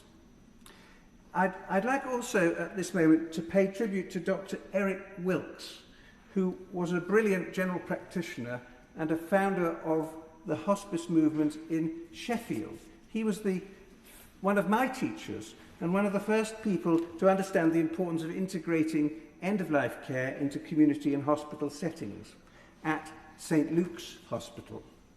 Now, the term palliative care was actually only invented in 1990, some 20 years or so after I first met Dr. Wilkes. And it was the Sheffield model that was completely crucial to this development. Now, I'd just like to say something about the palliative care in my own constituency of Bury St Edmunds and Stowmarket, and in particular, the remarkable work of St Nicholas's Hospices, the wonderful Chief Executive Linda McKenhill and all of her staff. Now, the hospice provides essential support for those approaching the end of life, for their families and for their loved ones. Now, what makes this hospice a little bit unusual is that it sits right on the campus of the West Suffolk Hospital, an arrangement which facilitates help for the patients in the hospice from all the services within the hospital. So, for example, if a patient falls and fractures a leg or needs an ear surgeon, then support is available rapidly and nearby. Most hospices simply don't have access to that level of clinical support, and that is a real advantage for the Bury St Edmunds Hospice. Now, St Nicholas's Hospice also illustrates a wider challenge which faces palliative care across the whole country. As we know, demand for hospice services is increasing. St Nicholas's lately increased its capacity by about 33%. And that was to meet the needs of the patients and families in the local community. But in order to do this, we have to recruit more staff. And so we must do something about increasing training capacity across the hospice service. And in particular, because we need to make sure that we have a 7-day service. If we need to increase the service from a 5-day service to a 7-day service, we need 2/7 more people. So palliative care is a crucial part of a healthcare system. The problem, as we have heard on many occasions, is that the hospices are relying on charity and legacies. Now that is obviously admirable, but it raises an important question, which is, I think, first asked by the Baroness Finlay in the other place. Now, we do not expect a maternity service to require charitable funding. If we needed a new maternity service, we would expect the NHS to put that up. Yet, for some reason, if we need a hospice, we expect a charity to raise the funds to do that and run it. Yet being born and coming to the end of your life are just an inevitable part of life. So I think we need a paradigm shift, a philosophical change in the way we think about palliative care, which must be regarded as a core part of our National Health Service. Now, if we genuinely believe that dignity at the end of life matters, then let's do that. Let's make palliative care core. Thank you. Yeah. Which brings us to the front bench contributions. Alison Bennett. Thank you, Madam Deputy Speaker. And I'd like to begin by thanking all the honourable members for their thoughtful and moving contributions this afternoon. In particular, the honourable members for Worcester and St Helens South and Whiston, who spoke so movingly about their own very personal loss. But of course we wouldn't be here holding this debate were it not for the Honourable Member for York Central, who set out the frame of this debate so brilliantly and has done so much work outside this chamber to strive for better palliative care. The Honourable Member for York Central concluded her remarks by talking about bereavement support, and that is where I want to begin. Because last week I was out in Burgess Hill and I saw an elderly gentleman holding onto a walking frame, standing by the edge of the pavement. And I got talking to him, and it turned out that he was waiting for a lift to St Peter and St James Hospice, where he was going to a bereavement cafe. And he told me that he'd lost his wife 2.5 years ago, but he had no recollection of the first 2 years following her loss. I think it had been a blur for him. But for the last 6 months, he's been going back to St Peter and St James for this bereavement cafe, and he's beginning to feel a little better with that support each week. So my thanks go to St Peter and St James and for all the hospices that support our constituents for what they are doing. We are at a point where our palliative care system is at a tipping point, with a funding cliff edge approaching 75% of hospices are running a deficit. 2 in 5 are planning reductions in clinical services in the year ahead. And across England, 380 hospice beds lie empty. Not because there is no need for them, as many honourable members have said, but because there is not the funding to staff them. Around 300,000 people a year are cared for by hospices, yet around 100,000 more, 1 in 3 of those who need hospice care miss out. And demand is rising sharply. Over the next decade in England, just over 5.75 million people will die. Around 90% of them, an estimated 5.18 million people, will have palliative care needs. New research commissioned by Marie Curie and published earlier this month showed us that nearly 1 in 3 dying people had both unaddressed symptoms and concerns and insufficient access to GP services at the end of life. That equates to nearly 1 person dying with unmet needs every 3 minutes. Without intervention, around 44,400 more people are projected to have unmet palliative care needs in 2050 compared to 2025. That is the scale of the challenge before us. Hospices are essential pillars of our health and care system, especially at a time when the NHS is under such immense strain. The economic case for funding them properly is overwhelming, though. Approximately 15% of all emergency hospital admissions in England involve people in their last year of life. Nearly 1 million admissions in 2023 alone. Those patients account for around 30% of all emergency hospital bed days. In the last 6 months of life, around 360,000 people spent a total of 8.4 million days in hospital, with the average acute bed day costing around £500, and with roughly 40 to 50% of the NHS budget concentrated in acute settings, the potential for a more appropriate allocation of resources is obvious. And around 69% of people are admitted as inpatients in the final 6 months, with a median stay of 13 days.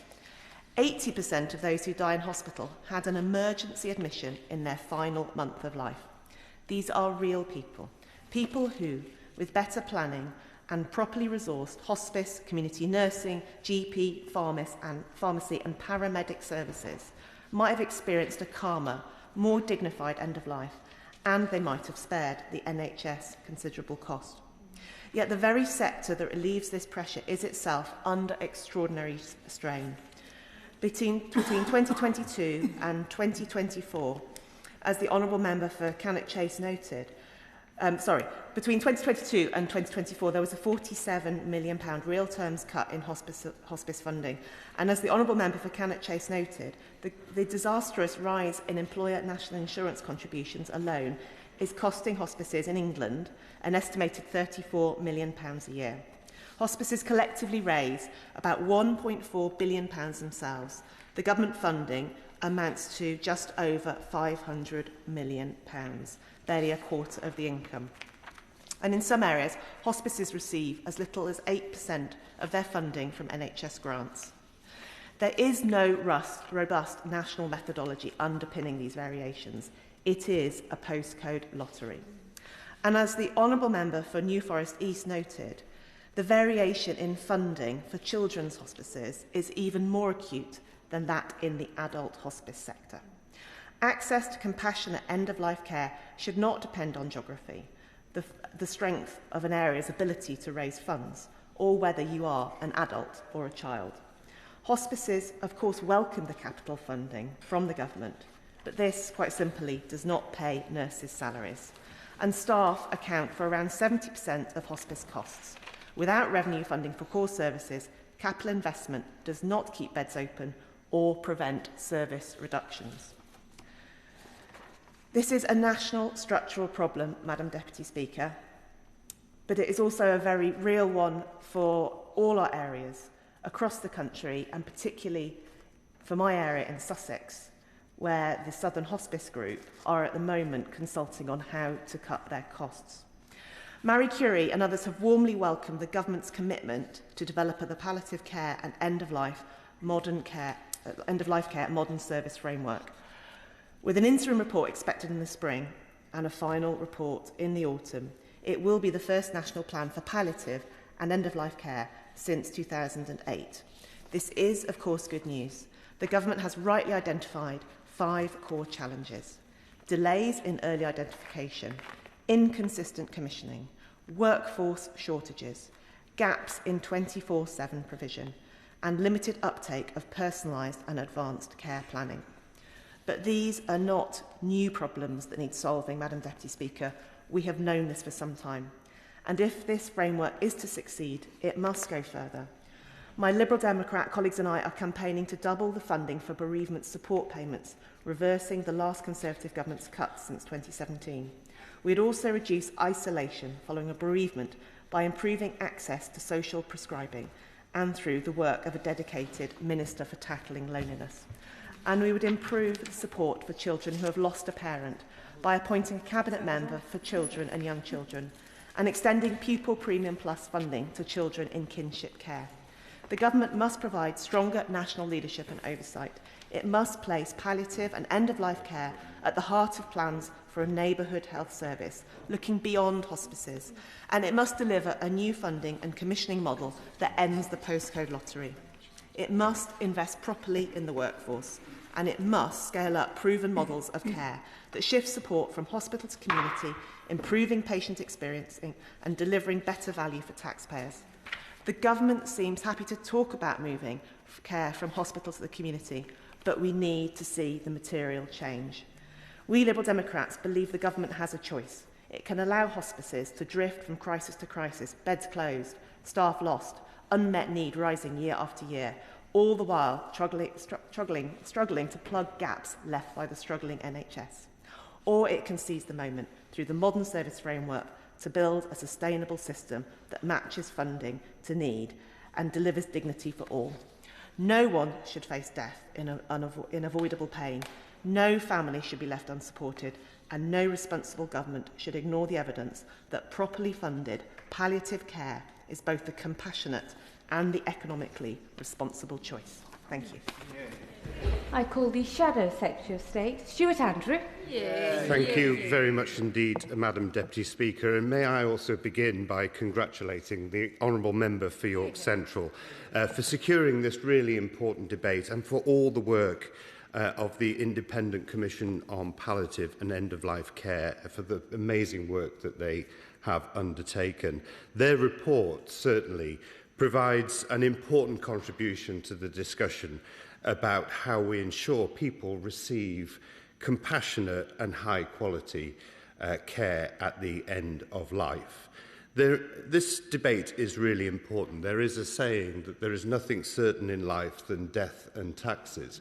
Well, it seems we spend an awful lot of time in this place talking about taxes, but until recently we have not really talked about death. And I agree with the Honourable Lady from Newcastle when she talked about the fact that we've gone into assisted dying and rather we had missed, I think, or leapfrogged the important debate around palliative care.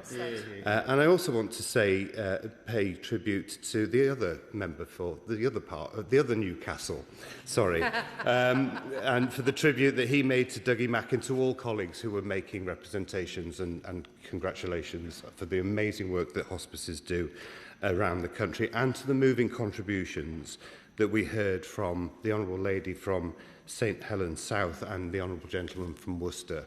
These debates are even more powerful when we talk about those personal experiences we've been through, and I thank them for sharing those, because for me, palliative care is about dignity.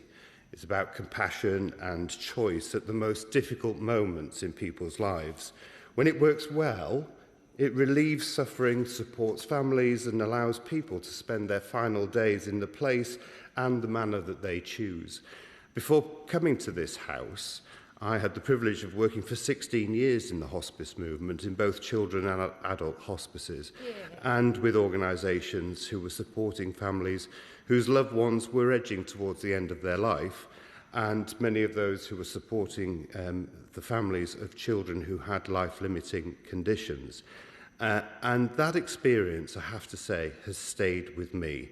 It has informed how seriously I take this debate today, and it's because I saw firsthand the extraordinary compassion and professionalism of the people who provide this care, and the profound difference it makes to families facing unimaginable circumstances. And when it comes to children particularly, I think no parent expects to outlive their child. And often those parents would say to me, when they realised that their child was living with a life-limiting condition, it meant that their dreams and aspirations changed. Suddenly they weren't thinking about their first day at school, their first day at university, their wedding day. They were changing their whole aspect and the plan for that child's life. And that is why hospices and palliative care services are so important when they support those more than 300,000 people every year. And much has been said about the wonderful Dame Cicely Saunders, but we should also pay tribute to Sister Frances Dominica, who set up the first children's hospice in the UK. And they are all, I think, a vital part of our health system. Because there was a wonderful saying in the children's hospices that I always used to relay, which is, they can't add days to their lives, but they can add life to their days. And I think that that really does show how important they are to so many families. And they also, as I say, they're a vital part of our health system because they're relieving pressure on hospitals and providing specialist care in communities right across the country. Hospices are not an optional extra within our health system. They are a core part of how our compassionate and healthcare should work. Seeing adults and children get the care they need at the end of their life, as I did at Hope House Children's Hospice, East Lancs Adult Hospice and Martin House Children's Hospice, was phenomenal to see. And it is no wonder that our hospice movement has been world-leading. Yet the sector is under increasing strain. Hospice leaders report rising costs, workforce shortages and growing demand for services at the very moment they're struggling. And across the country, we are seeing reductions in services, bed closures and significant financial pressures. And as many of the members have mentioned today, Hospice UK has warned that 2 in 5 hospices are now cutting or reducing services. That I know does, but should concern every member of this House. Now, the Government will point to recent capital funding announcements for hospices and the continuation of the Children's Hospice Grant, and those investments are welcome.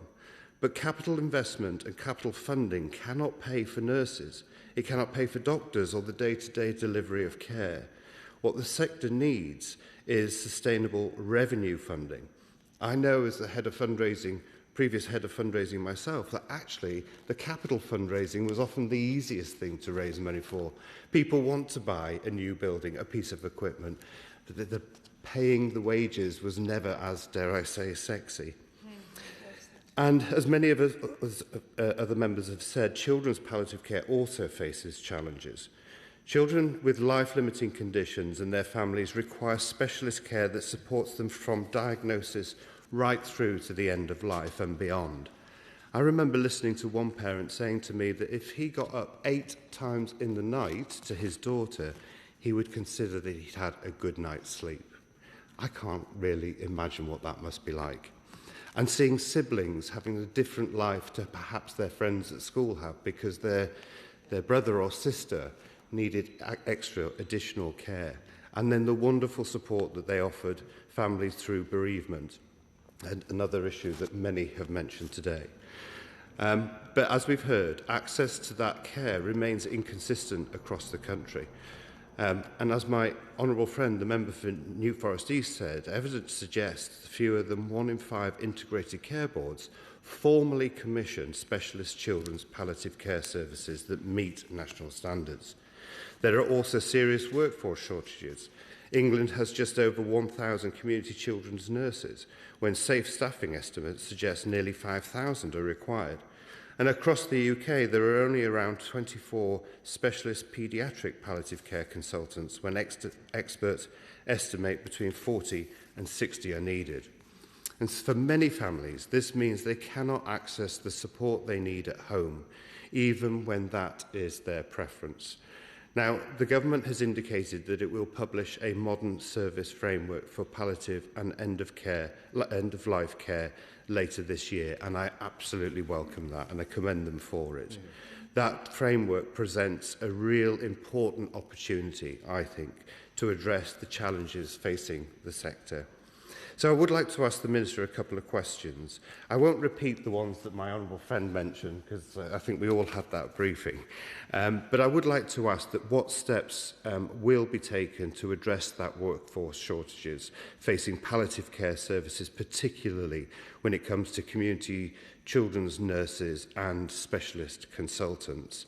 And what plans does the department have to ensure that hospices have the sustainable funding that is required to continue delivering these vital services, but also, may I say, protects their independence? I think there's a real danger. I get the call for us not to have so much reliance on fundraising, but there is a real danger that hospices lose that independence if they are taking that statutory funding. And the thing that I always noticed was how they were able to respond very, very quickly to individual families' needs than perhaps the NHS could. So it's really important that we safeguard that independence. May I also ask how the government will also ensure that this opportunity with this new plan seizes the chance to stop that postcode lottery, and where we should perhaps firm up some of the not instructions, but certainly guidance to ICBs around the country. I think also it'd be interesting to know whether the ministers will look at the innovation that charities are doing in this work around palliative care, particularly I think of Sue Ryder, because they are now investing in add-on wards at the Airedale Hospital up in Yorkshire. They're also focusing more on home services rather than in a building, and actually getting to more and more patients. I think it's important that we engage with them and learn from them, and also so that we can make sure we can see what is evolving into best practice. And also that really important issue around transition. It is particularly important for young adults. When I worked at Martin House, we had just opened the teenage unit, which enabled us to have a setting that was just a bit more grown up, but wasn't old lady and old manish, if I may put it that way. It was suited. It was the environment that was suited to those young people's needs. But now we are seeing, thankfully, these young people are living longer. So young boys, particularly with Duchenne muscular dystrophy, when I was working there, would probably come to the end of their life at 18. They're now living to their late 20s, 30s, sometimes even 40s. There needs to be an appropriate environment for them to have that support, because palliative care is one of the most compassionate parts of our health system.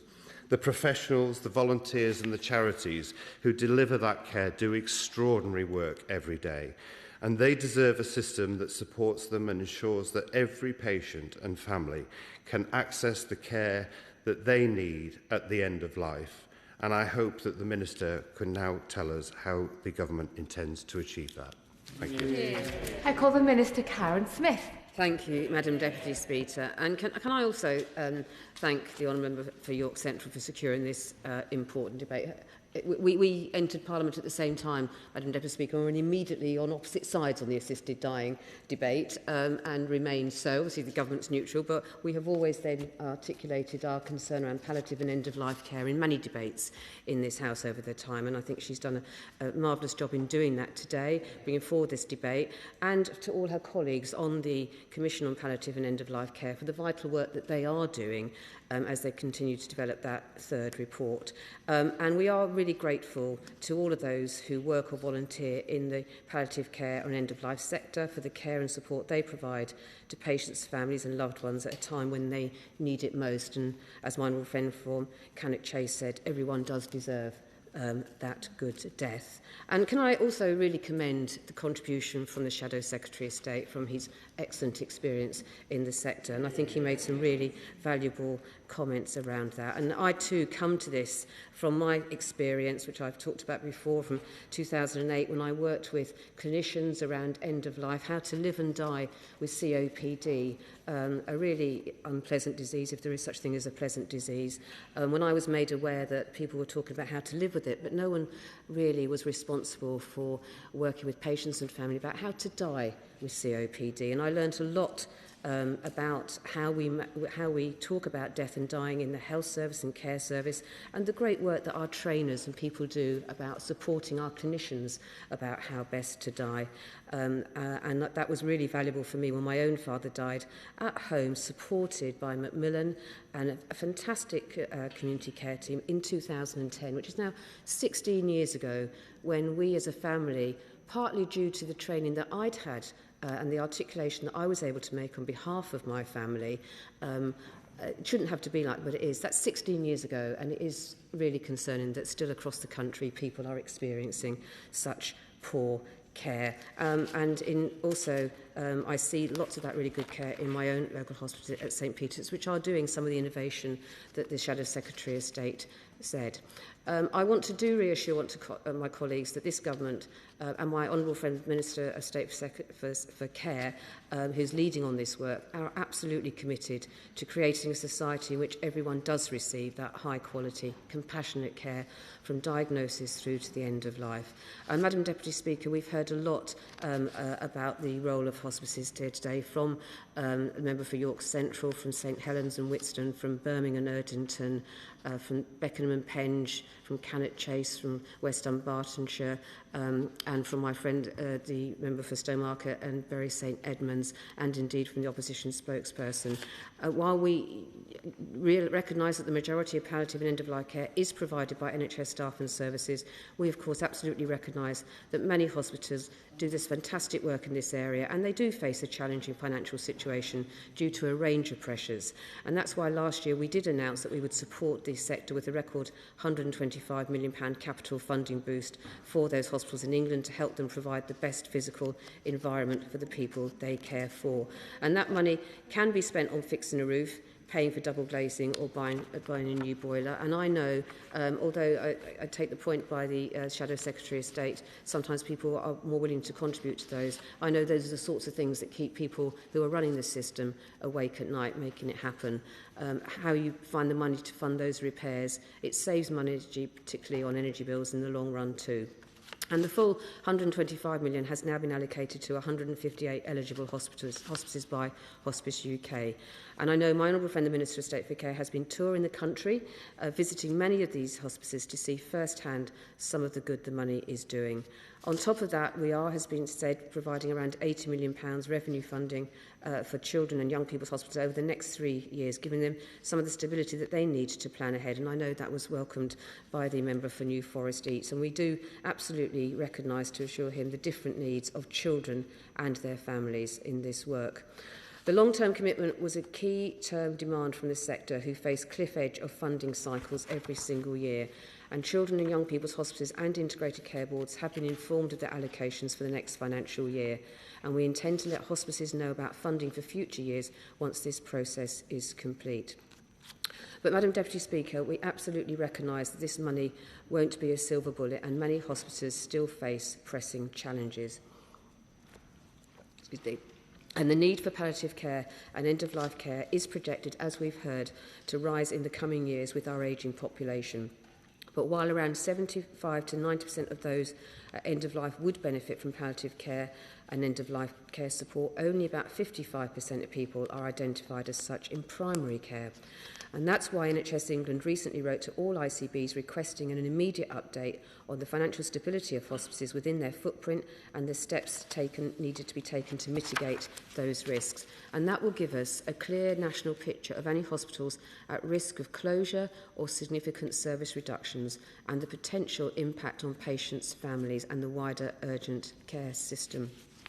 Now, with regard to the wider system, Madam Deputy Speaker, neighbourhood health services and their development sits at the very heart of our 10-year plan, and we are building a service that will deliver more personalised care closer to where people live, empowers people to lead healthier, independent lives where they can and have that genuine choice about how to access support. And the NHS medium-term planning guidance identifies those at the end of life as a high priority cohort in the implementation of neighbourhood health. So I do want to assure people about that. I can also say to my friend, the member for Newcastle upon Tyne East and Wallsend, of course, the workforce plan as it comes forward will also reflect that move into neighbourhood services. We have to move away from the disjointed pathways so that, as so well articulated by my friend from his terrible experience with his mother, my friend from Worcester, and my friend from Bury St Edmunds, we have to move away from disjointed pathways. And as my friend from Bury St Edmunds said, absolutely have that paradigm shift that looks at people holistically throughout that pathway. Now, I am the Minister responsible for reforms to the system architecture, and we are asking people, ICBs, to do more. The NHS England Strategic Commissioning Framework makes clear we expect them to commission services in line with the current and future needs of the people they serve. We are moving away from those ring-fenced incentive budgets, and we are streamlining those incentives to focus more on the outcomes that we should all expect from our systems.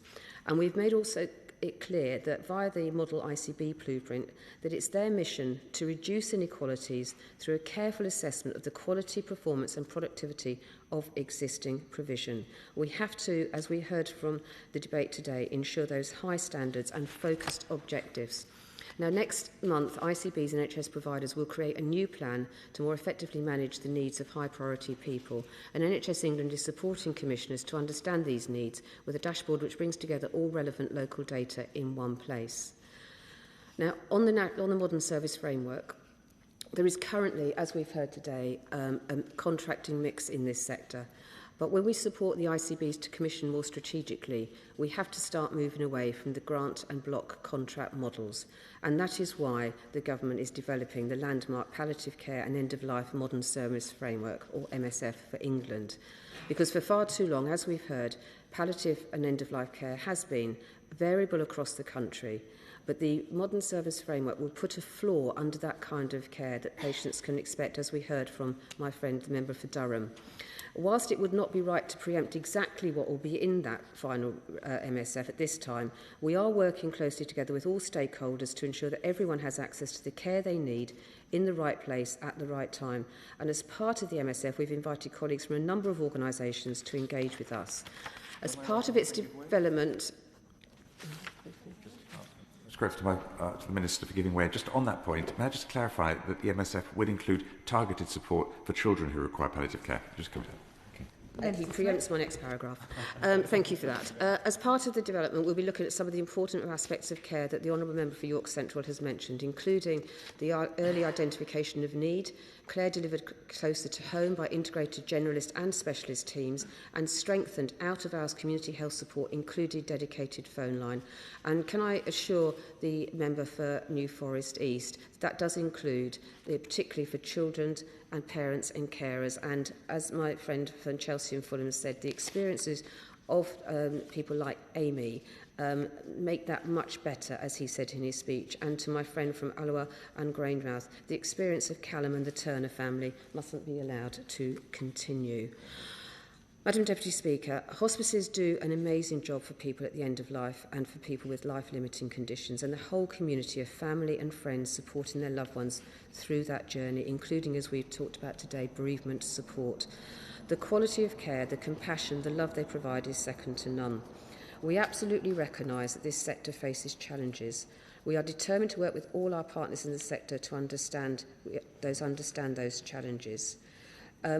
We are not talking about spending more. We are talking about focusing on what we have at the moment, spending that better, being on a values-based, outcome-focused model, moving the financial model to reflect the experience of people's care throughout their lifetime. And while there are no easy answers, we are supporting them with record funding and reform.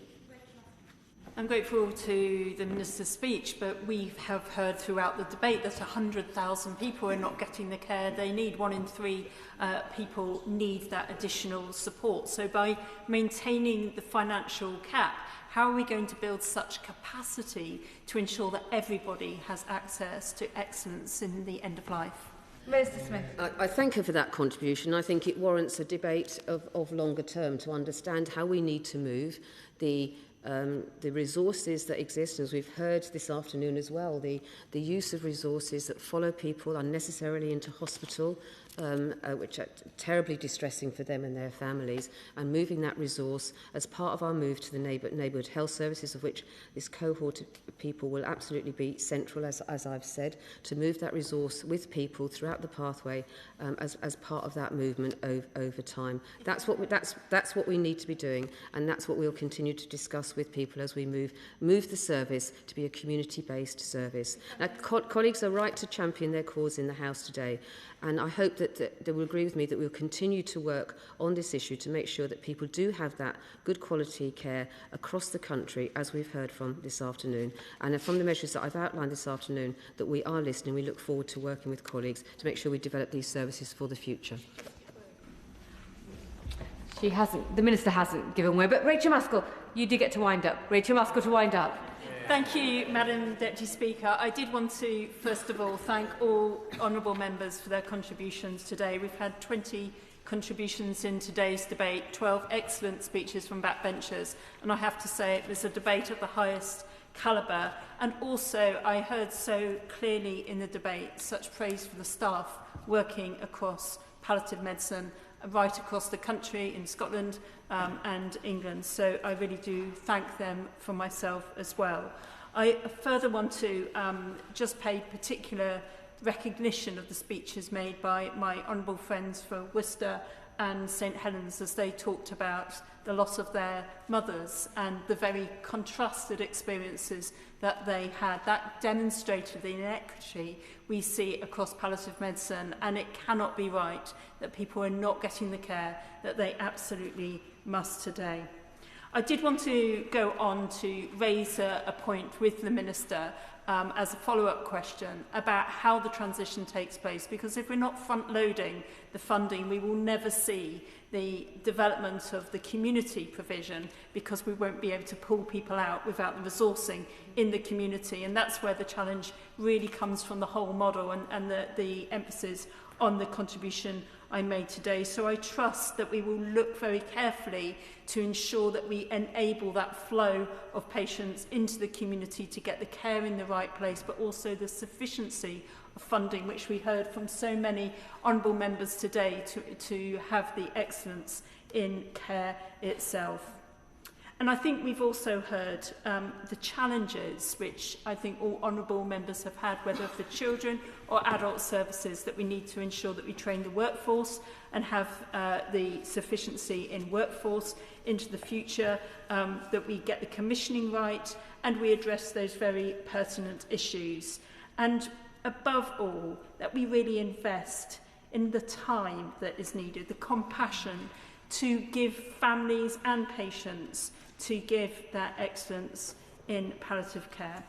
I, as a clinician, would only say that I have witnessed, working with people at the end of life, such special moments as the whole workforce crowds around the patients and supports them and the families. It is so moving, and I think today I've also heard the moving reflections from my honourable friends, because this is what the debate is all about. It's about ensuring we have that really special moment at the end of life where we can really invest in that time, take those memories and cherish everything we possibly can.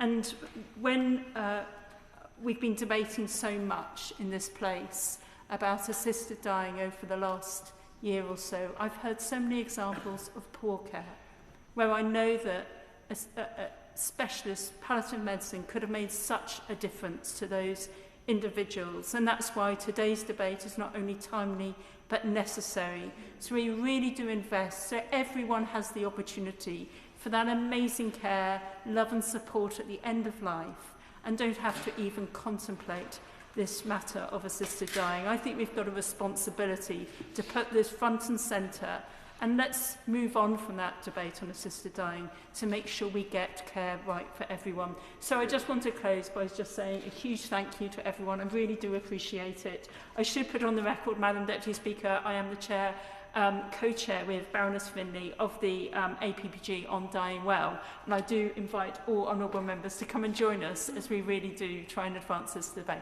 Thank you. The question is, as on the order paper, as many as that opinion say aye? Contrary no? I think the ayes have it. The ayes have it. I'll let the front benches shuffle over if they are planning to leave the chamber.